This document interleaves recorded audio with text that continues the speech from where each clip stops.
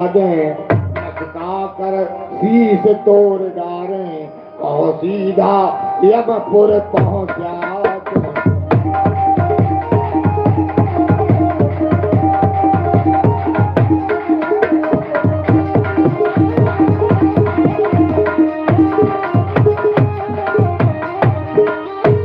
भैया कहने लगे, भैया इसको कहीं ना पहुंचा दो, इसको छोड़ दो।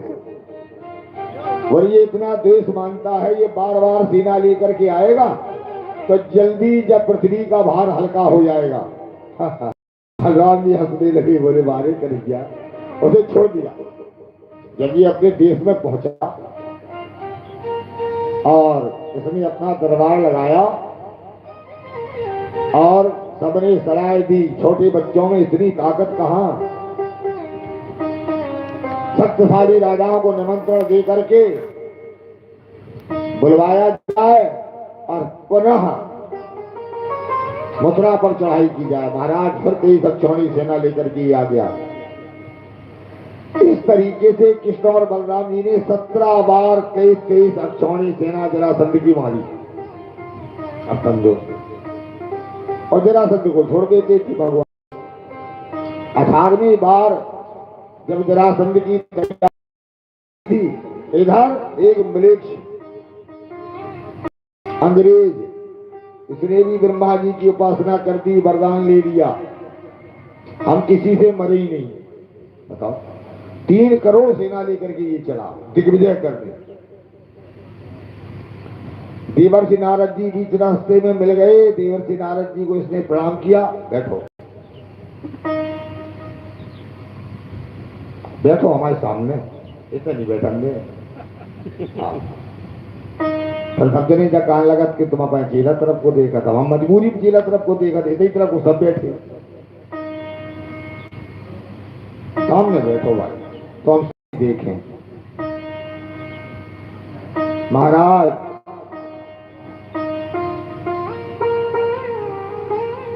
देवर्षि नारद जी मिल गए। देवर्षि नारद जी से कहा, कहो कुश्ती लड़ोगे? देवर्षि नारद कहने लगे, हम लड़ना नहीं जानते, हम लड़ाना जानते हैं। बोले अच्छा बताओ, है कोई वीर हमारे बराबर का? बोले और क्या? जय हो। प्रसाद तो रखा नहीं है, प्रसाद मेरे पास भी रखिए। महाप्रसाद, आज प्रसाद की कोई कमी नहीं होना चाहिए, क्योंकि आज कथा का अंतिम दिन है। भगवान की विवाह भी होगी, सुदामा चरित्र भी होगा, चौथी भी होगी, गलत कहते। इसलिए प्रसाद खूब ज्यादा सा हमारे पास रखें। महाराज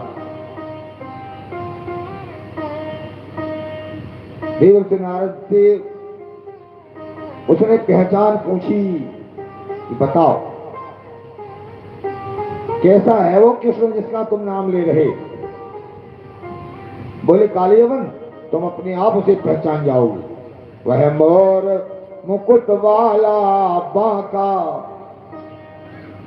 सबसे न्यारा दिखलाएगा। पीतांबर पहने सूरज सा आप ही सामने आएगा।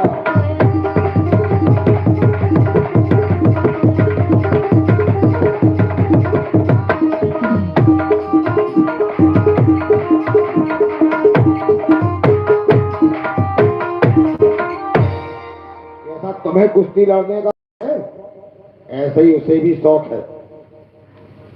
हाँ, तुमसे कम शौकीन नहीं है।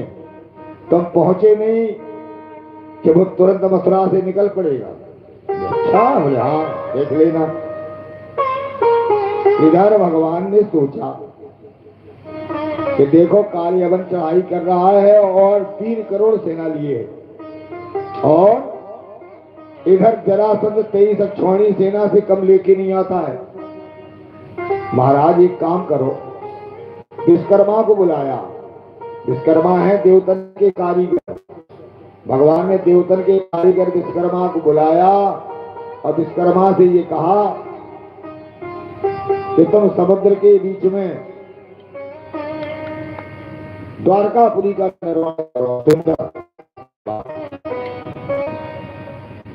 आदेश कर दिया समुद्र के भीतर ऐसा दुर्गम जिसमें सारी वस्तुएं अति अद्भुत हो।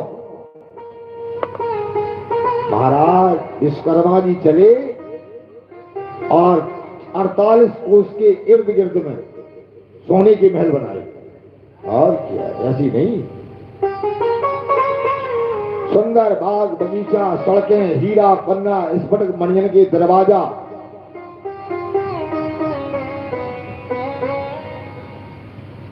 इतने दरवाजे थे उस द्वारिका में। द्वारिका लोग दरवाजे पूछा करते थे, बड़ा दरवाजा कहाँ है, इसलिए उसका नाम ही द्वारका पड़ गया। देवराज इंद्र ने वहां कल्प वृक्ष लगवा दिया द्वारका में। सुधर्मा सभा बनाई विश्वकर्मा ने, जहां बैठे मनुष्य को न भूख लगेगी न प्यास लगेगी।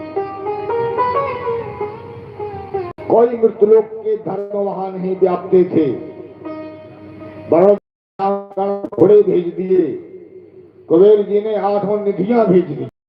ऐश्वर्य युक्त हो गया महाराज द्वारिका।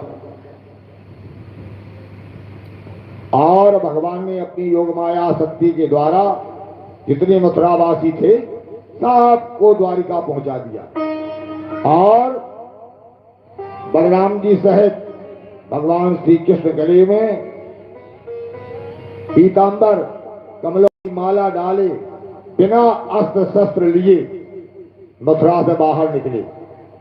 कार्यवन ने देखा, बोले वाह क्या सुंदर है मोर मुकुट, सही कहते थे नारद।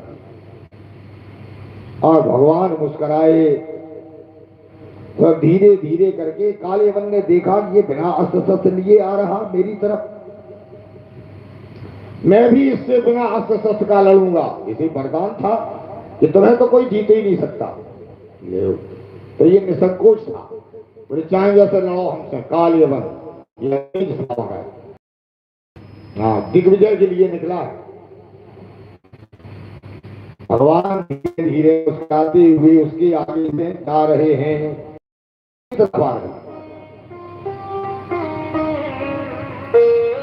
लेकिन उसे ये लग रहा है ये हमें कुछ कर रहा है। भगवान है, भगवान कैसी एक्टिंग कोई कर सकता। जब थोड़े से दूर पे पहुंचे तो भगवान पीछे चलने लगे। उसने कहा अब लौट के कैसे चल रहे? बोले हम लौट के इसलिए चल रहे कि तुम हिंदू तक नहीं हो यार, है? तुम्हारी अगर छाई पड़ जाएगी, हम छोट हो जाएंगे तो उसको बहुत बुरी लगेगी।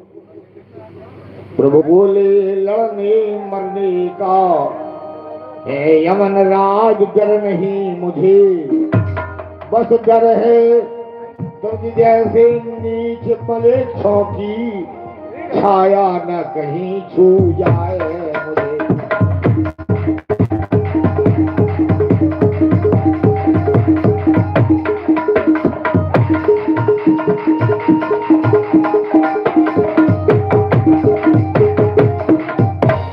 भगवान का सदा अगर ये तंग होगा, ये तो है ही, वरदानी भी है, तो ये मेरी तरफ को ही आएगा।